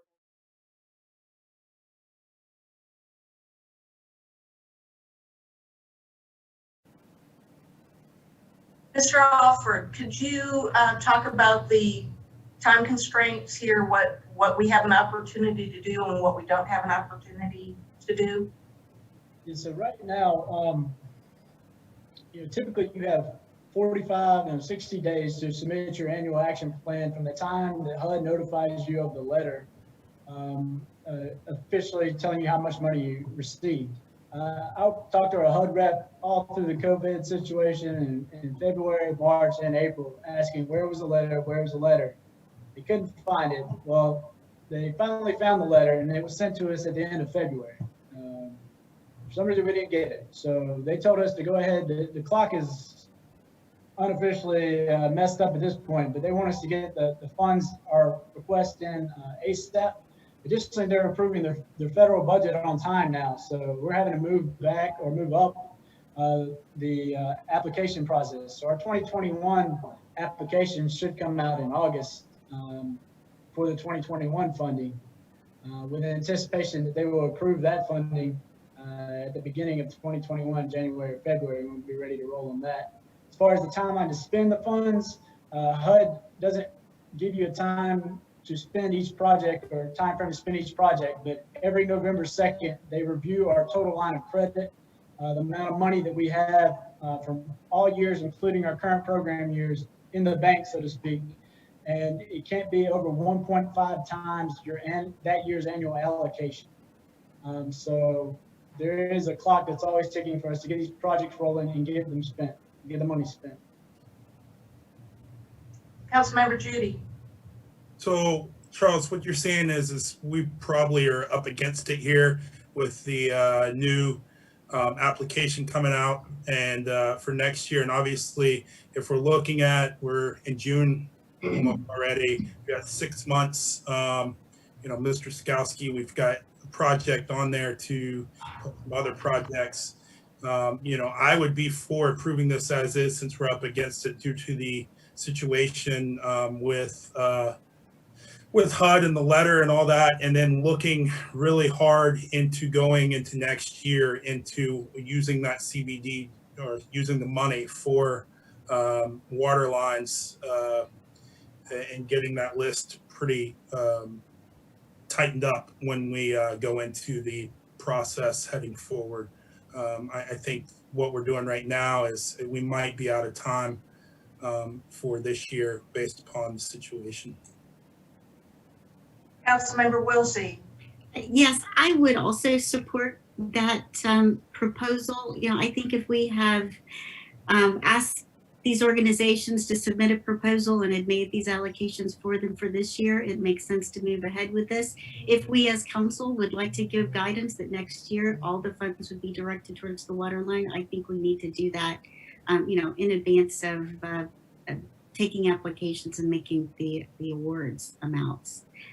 I question too, Charles, the amounts that are shown here going to the organizations, must they be used, especially in this situation, in the current economic situation, must they be used for these particular projects? Yes, we hold them to what they put in the applications, And then we submit the annual action plan, and it's all done electronically. And I have to set up each of these projects, each activity in a HUD system. So that's what they're held to. And they have to spend it. If we need to reallocate them, or if they come back and something's happened and they have a different priority, they can come back and request that. If that happens, it triggers a substantial amendment to our annual action plan. I would come back to you guys. This has happened in the past with Norfolk Community Charities, and we would reallocate it to a different project. Sure. Yeah, I was just curious about that, since given the current economic situation, if some of their priorities might have shifted a little bit. But again, I do think we need to give you the guidance going into the process, where we as council would like to see the funds go before going through an application process within the city. We can have that a separate meeting on that, so because I have to explain what we'll need to do to our consolidated plan and some of the criteria that would that limits what we can do as far as water lines. Additional, just want to note is we've also received a Cdbg coronavirus allocation, which it's $296,000, and we're working out how to spend those funds, and we're working on that right now to address the needs that we talked about. Good. Look forward to hearing more about that soon. All right, thank you. Councilmember Palermo. Thank you, Mayor Henry. Councilmember Wilsey said something I fully agree with, as she often does. The opportunity there should be for elected representatives to give official public guidance towards these things. That was something that we had always done in the past, and that stopped in either this year or last year. And I want to understand. It was probably at least last year it stopped. Why did that stop? Was there ever a vote for that process to stop?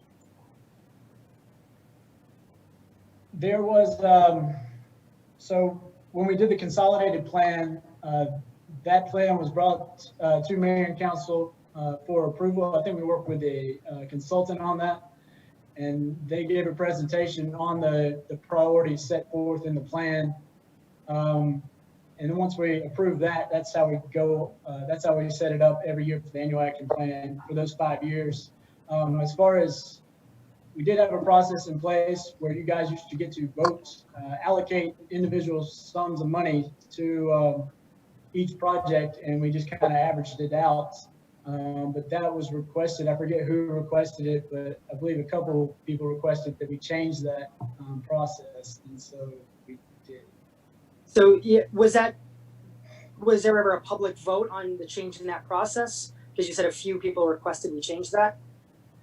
Not that I remember, no. I think right now we're seeing there's a real flaw in that plan that came out. I think we're hearing from a number of council members that we have the goal to ensure that the safety and health of our residents is really a top priority, and yet we're not having the opportunity to actually put more of this money towards giving them healthy pipes so they can have clear water instead of red water. Well, and let me say this, Councilmember Palermo. When I first came back into office as a council member, the previous mayor and council had directed staff toward focusing all money on our charities and not on our infrastructure. That has changed, and our staff is focusing on our infrastructure as well. So I'm not sure where you're going with this line of questioning, but I do believe that we have made improvements in the last several years as far as funding our water lines in our most needed areas, our low to moderate income. So could you be a little clearer on what your charge is? Sure. So as Charles mentioned previously in 2016, 2017, I'm not sure the exact year it stopped, there was the opportunity for each council member to weigh in and basically allocate through a vote on where some of the money would go, and that assured that a good amount of money was potentially going to the water line. So that's what I'm referring to. And basically, it sounds like the council public vote and public allocation and discussion has gone away. So that's where my concern is, because I'm hearing a lot of people concerned with the just the health and safety of these water lines. Yet that wasn't addressed at a large percentage, given the $140,000 with this block grant. Well, thank you. I would like to point out that I'm not sure when the policy changed. I know that the policy did not change under my watch. I can guarantee that. So I'm not sure if it's the previous mayor and council that redirected staff to a policy change. I cannot speak to that, but what I can speak to is what's happened under my watch, and it has not happened under my watch. Councilmember Zapata. Thank you, Mayor. So let me understand, are we still on time to allocate, if this mayor and council wants another $60,000 for the water lines? Are we still on time to do that? Is my question. In order to introduce a new project, it would trigger a substantial amendment to our annual action plan. We'd have to include that project in the table you see here and put it back out for public comment for 30 days, take an ad out in the paper kind of thing, and start the clock, run it again, and then bring it back to committee and council. But we're still on time, and then everybody can get their money, and then we can just shift a little bit of money here. Are we still on time to do that? Technically? We'd be cutting it very close. Sorry? It'd be cutting it very close. Right now, because our clock is technically run out, if we were to go by the letter of HUD's law, but because they're so disorganized right now, they understand that they screwed up by not notifying us appropriately for the letter. So all I've been instructed to do is get it in as soon as possible. So let's say that this mayor and council decide today that they want to split 50-50 between the city much needed infrastructure and 50% for all these outside organizations. Are we still on time to do something like this? If we want to allocate $250,000 for city infrastructure and projects and administration, and then $250,000 to be allocated to all these 7 applicants? Again, it'd have to go through that 30 days. I couldn't tell you for sure. They could come back and say, you guys took too long to submit your annual action plan, so we're not going to give you the money this year. But because it's so screwed up there right now, I don't have an official hard deadline. I just know that I was supposed to get it in as soon as possible. As soon as possible, okay. Councilmember Hall. Thank you, Mayor Henry. Charles, would the process be the same? I work in the nonprofit arena with some of my clients, and we've had to go in for budget amendments for restricted funds, and that's pretty common right now. So would the process be the same if any of these allocated nonprofits wanted to change their allocation, as what you're describing to Council Member Zapata, the change with HUD? Is it a simple amendment to their use of funds, or is it throwing the whole thing off again? If it was a nonprofit that wanted to request an amendment, I would have go ahead and submit the plan and then come back to you guys so the rest of the funding is secured, and then do an amendment for that one project with you guys.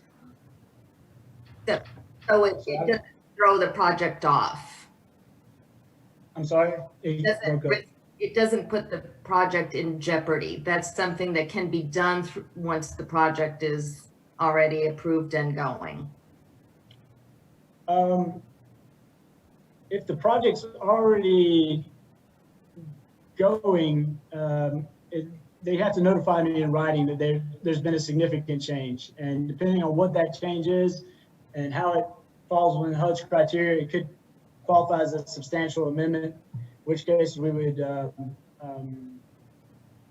have to come back to you guys and do a public comment period that we're making a substantial amendment to our annual action plan, and get it reapproved for that one specific project or a change in use of those funds. So it would be 30 to 60 days, somewhere in there, to get that done. If somebody was to come to me today and say they wanted to change the project, I tell them, hold off, we're going to submit what we have to get all the other funding solidified, and then we'll come back with an amendment when you have, specifics about what you need changed.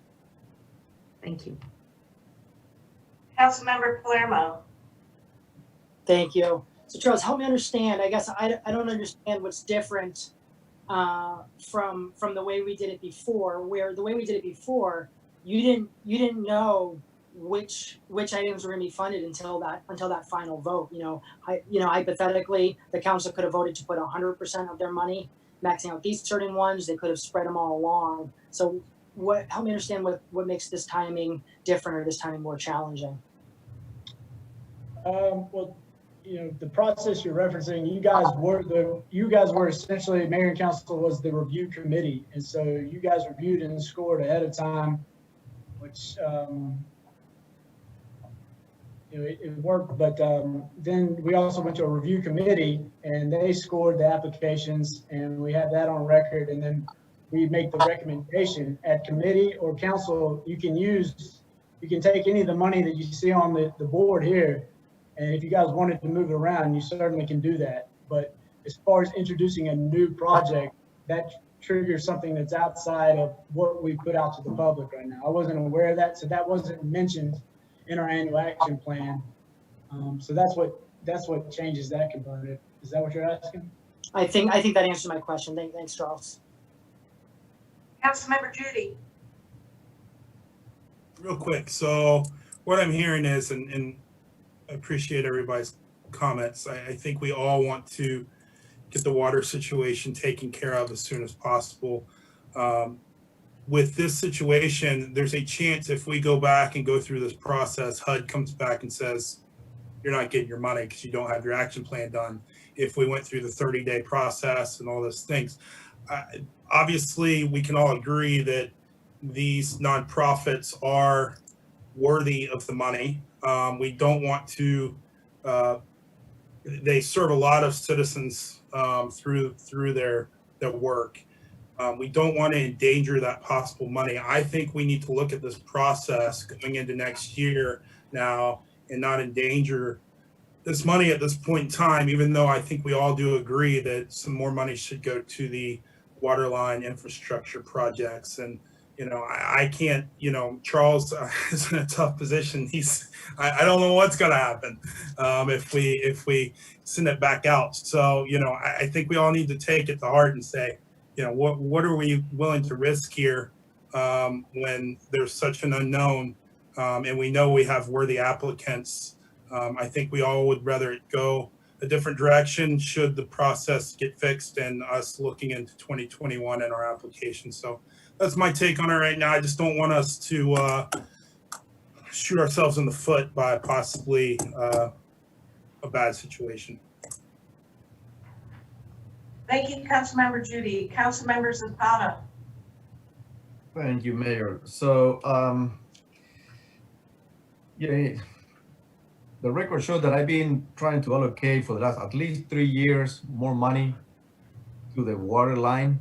We identified the problem, internal report made by our Public Works Department. And I heard this next year for the last probably 3 years. And I don't think it's fair. I don't think it's fair for, get these galvanized steel and asbestos cement water lines moving faster. So I think that, if the position of this mayor and council is that support the current new approval process with minimal engagement and involvement from the mayor and council, and then based on the the real need that I've been advocating for over 3 years now of the replacement of the water line, and having here showing 2 parking lots, either improvements or repaving or regrading parking lots. I think that we have other priorities today. Today especially, but I will say always. I would say water line for me over parking lot, regrading and repaving and construction is much more needed. It's my priorities. It's the way I prioritize things. Maybe, being a small business owner with scarce resources, you have to learn really hard how to prioritize the use of the financial resources. So, so I understand that as soon as possible, we have time, but we don't have time.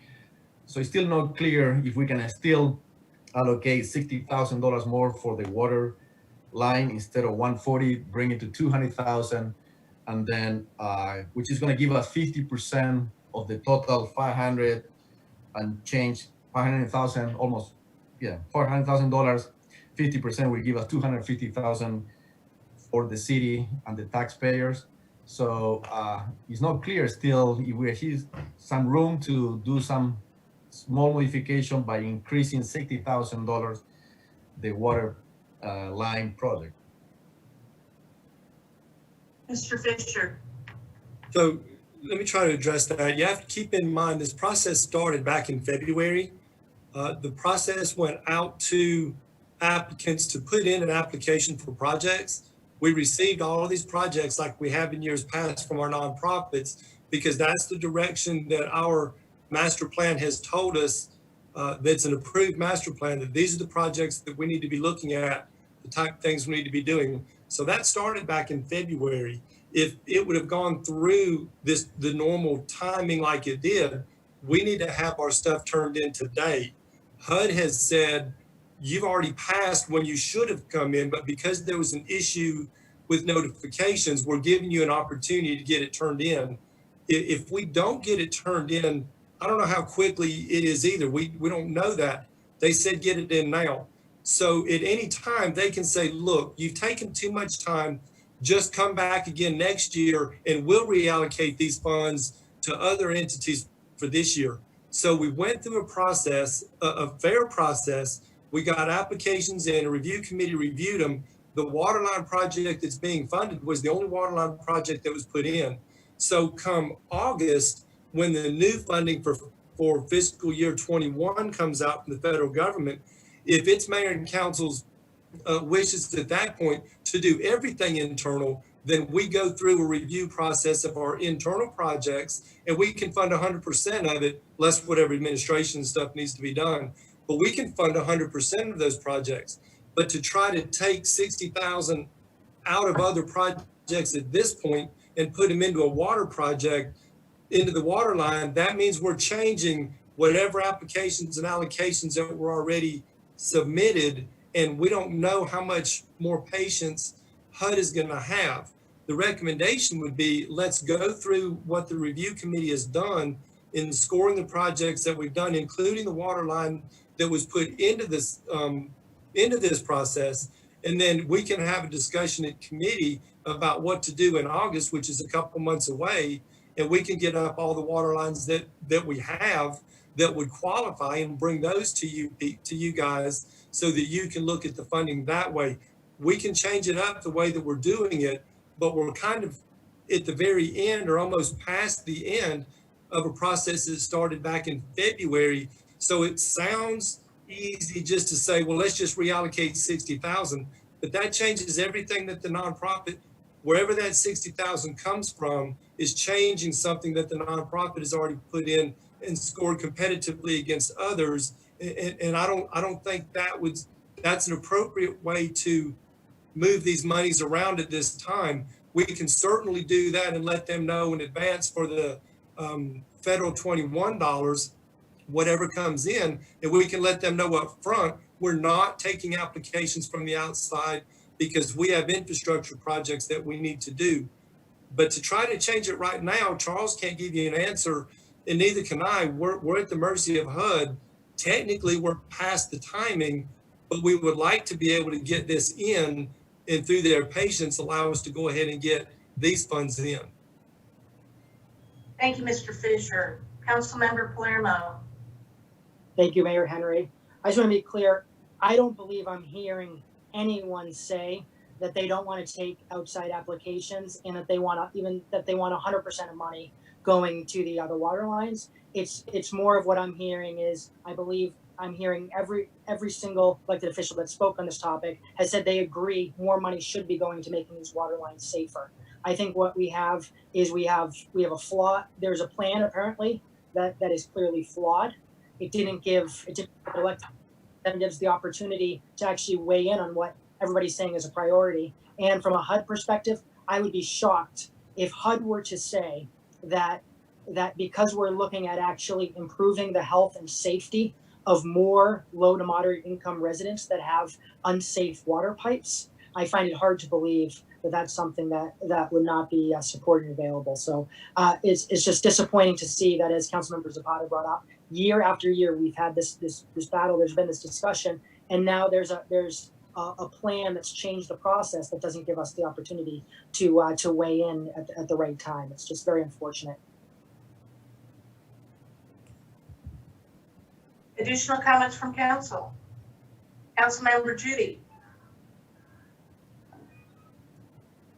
I agree with you, Councilmember Zapata and Palermo.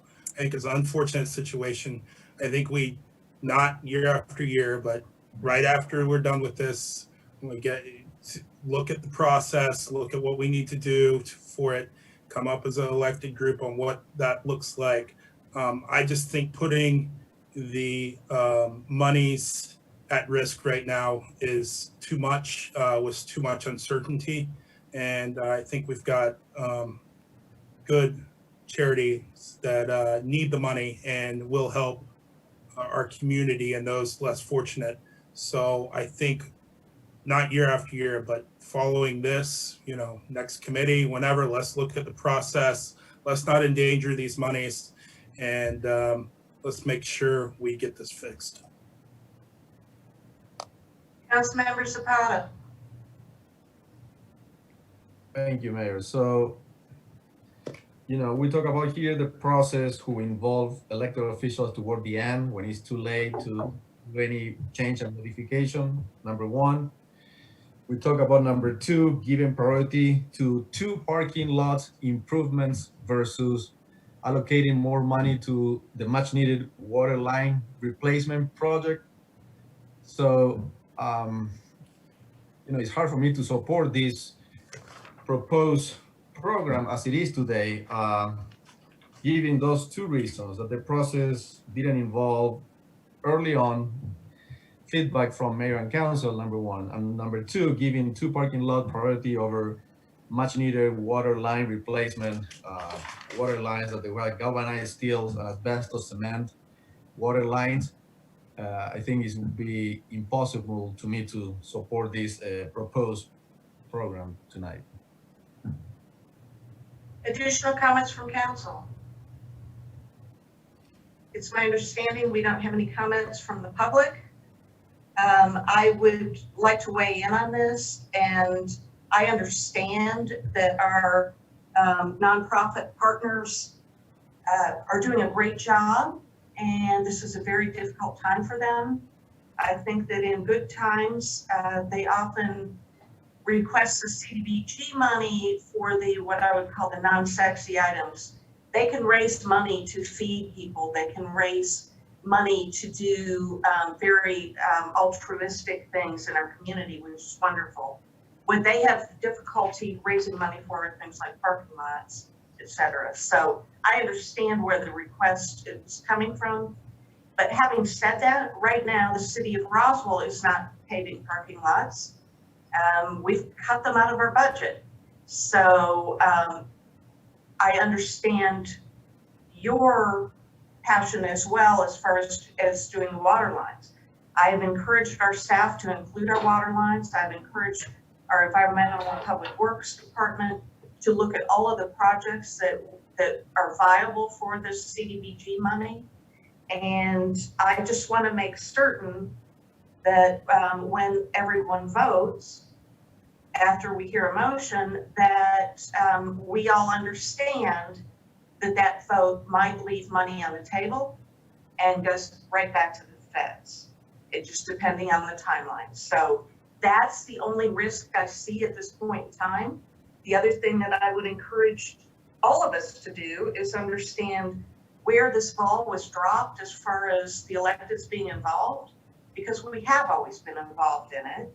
And sometimes I know in the past it's been somewhat painful because we've been lobbied heavily by our nonprofit partners to approve their projects as well. But I'm willing to make those tough decisions. I don't have any problem with that. And so I get it. You know, we need to do the water line projects. I support those.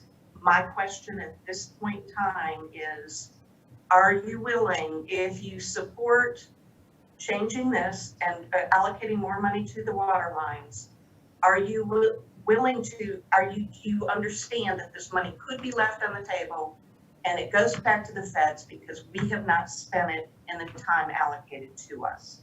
I just want to make that point clear.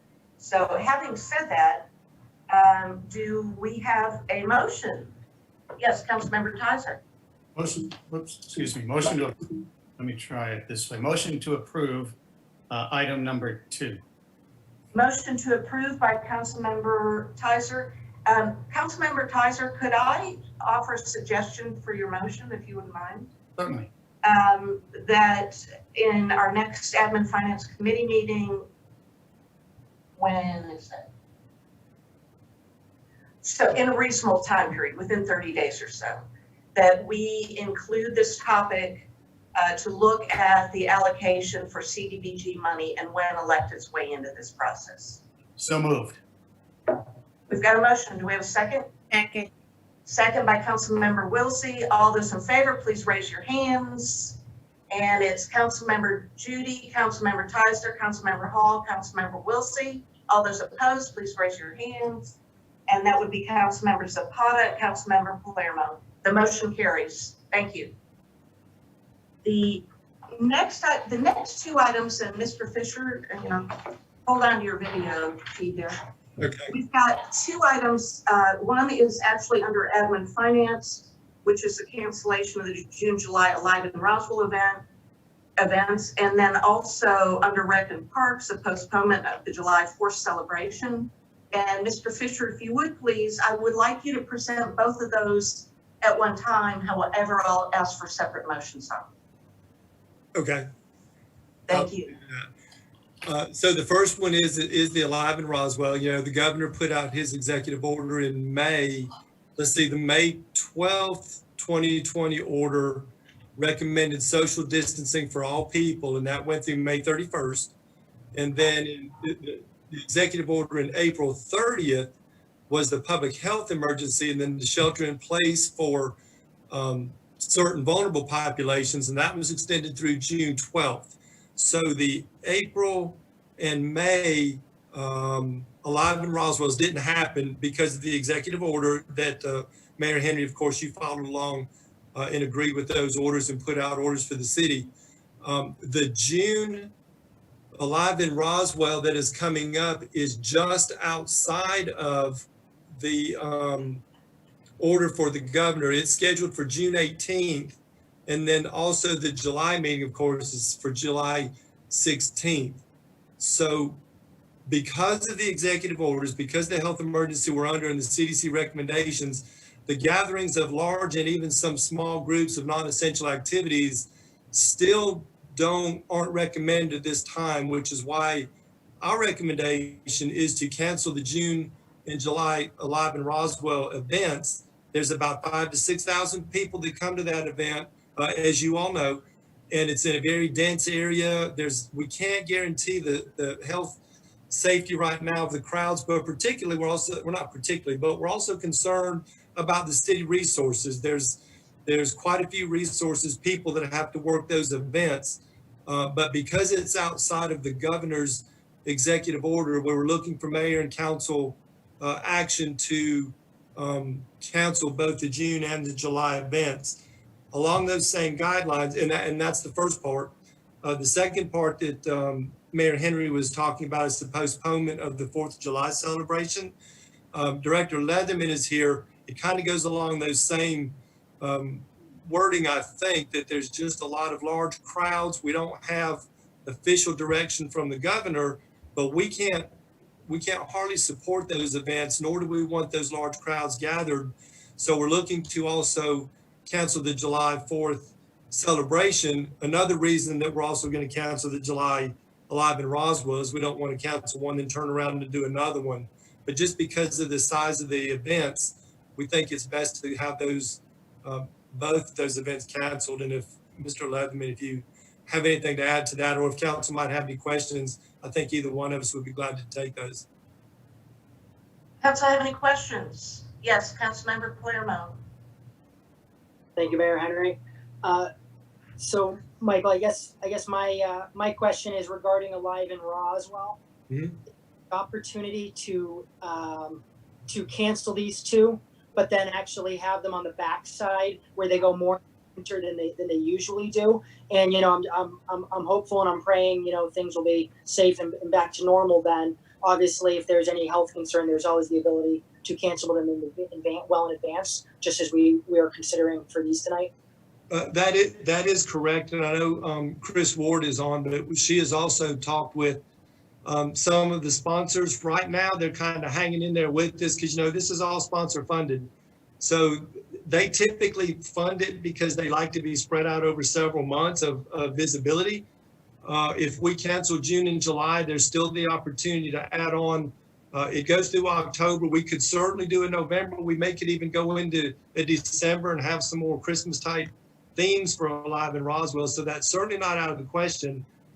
It kind of has to do with what the sponsors ultimately want to do with their funding. But to answer your question, yes, there's always that opportunity to go forward. There's also the same opportunity that they may just say, look, let's just wait and move this funding over to next year and do all 7 next year. But we'll at least be able to have that conversation with the sponsors at that time.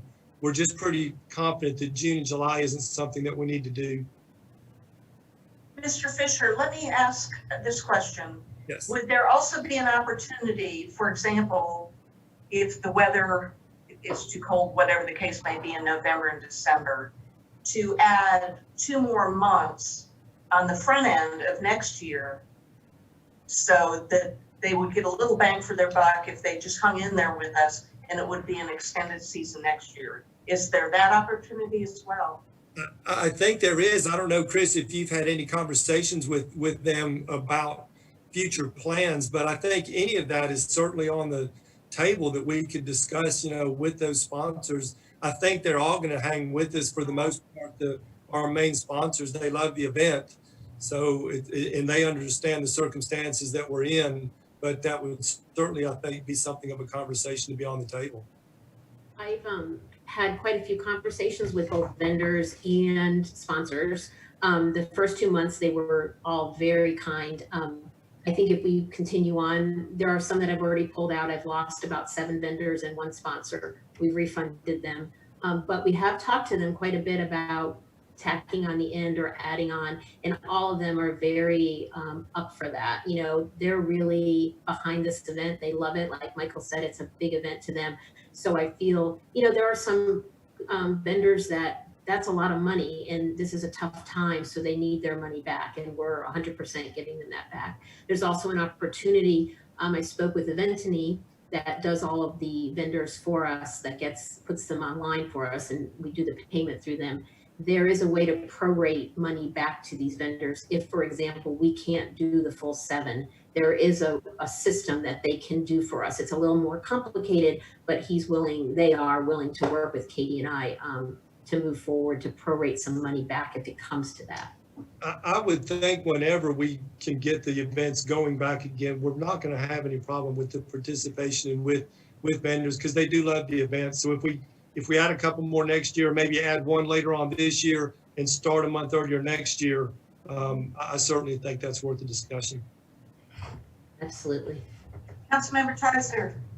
Thank you, Mayor. I think it's terribly unfortunate that 2 really events that our citizens and people and our merchants look forward to are canceled, but I don't really see much of an alternative. I do think the answer does lie right between your comment, Mayor, and Councilmember Palermo's comment.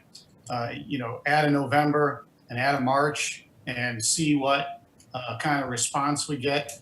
I might stay out of December. I think our risk is, of it being cold is probably greater. But I think adding a November and adding a March might be a way through this for us. And I think my recommendation to staff would be to go back to the vendors and the supporters and see if that might be a solution that they would continue to support.